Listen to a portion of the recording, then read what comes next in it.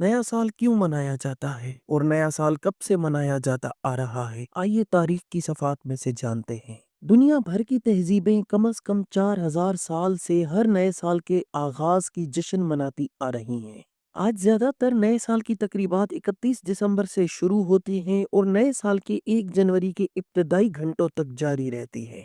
قدیم میسوپوٹیمیا کا شہر بابل تھا، جہاں تقریباً 4000 سال پہلے نئے سال کی پہلی تقریبات ریکارڈ کی گئی تھیں۔ بابلیوں کے لیے ورنل ایکوینکس کے بعد پہلا نیا چاند مارچ کے آخر میں سورج کی روشنی اور اندھیرے کی مساوی مقدار کے ساتھ ایک نئے سال کے آغاز کا اعلان کرتا تھا۔ بابلی نئے سال کے آغاز کے ساتھ ہی اپنی تقریبات کا انعقاد کرتے تھے اور اس تہوار کو اکیٹو کا نام دیا گیا تھا۔ یہ ایک 11 دنوں کا تہوار تھا جس میں ہر ایک دن پر ایک الگ رسم ادا کیا کرتے تھے۔ قدیم زمانے کے دوران دنیا بھر کی تہذیبوں نے تیزی سے جدید ترین کیلنڈر تیار کیے، جو عام طور پر سال کے پہلے دن کو کسی زرعی یا پھر فلکیاتی واقعے سے منسلک کرتے تھے۔ مثال کے طور پر مصر میں سال کا آغاز دریائے نیل کے سالانہ سیلاب سے ہوتا تھا، جو ستارے سائرس کے طلوع ہونے کے ساتھ لنک تھا۔ ابتدائی رومن کیلنڈر 10 مہینے اور 304 دنوں پر مشتمل تھا۔ ہر نئے سال کا آغاز ورنل ایکوینکس سے ہوتا تھا۔ روایات کے مطابق رومن کیلنڈر کو 8ویں صدی قبل مسیح میں 738 میں روم کے بانی رومولس نے بنایا تھا۔ رومی حکمران نوما پومپیلس کو 12 ماہ کا سال بنانے کے لیے کیلنڈر کے آغاز میں جنوری اور سال کے آخر میں فروری شامل کرنے کا سہرا جاتا ہے۔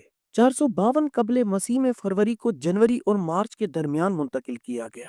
پہلی صدی قبل مسیح تک رومن کیلنڈر ناامیدی سے الجھ چکا تھا، کیونکہ یہ کیلنڈر 355 دنوں پر مشتمل تھا، جو شمسی سال سے تقریباً 10 دن چھوٹا تھا، اور کیلنڈر سورج کے ساتھ لنک بھی نہیں تھا۔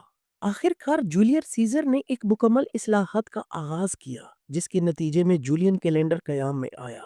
46 قبل مسیح میں جولیس سیزر نے اپنے وقت کے ممتاز ترین ماہرین فلکیات اور ریاضی دانوں سے مشورہ کر کے مسئلہ حل کرنے کا فیصلہ کیا، اور پھر اس نے جولین کیلنڈر متعارف کروایا۔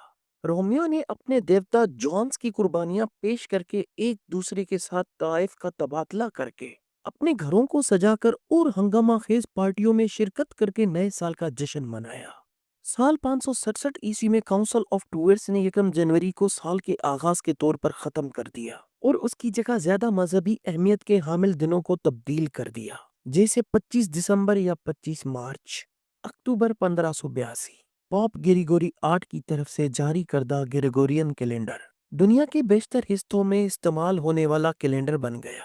اسے جولین کیلنڈر میں ترمیم اور اس کے متبادل کے طور پر متعارف کرایا گیا تھا۔ 1 جنوری کو نئے سال کے دن کے طور پر دوبارہ قائم کیا گیا۔ گریگورین کیلنڈر دنیا کے بیشتر حصوں میں استعمال ہونے والا کیلنڈر ہے۔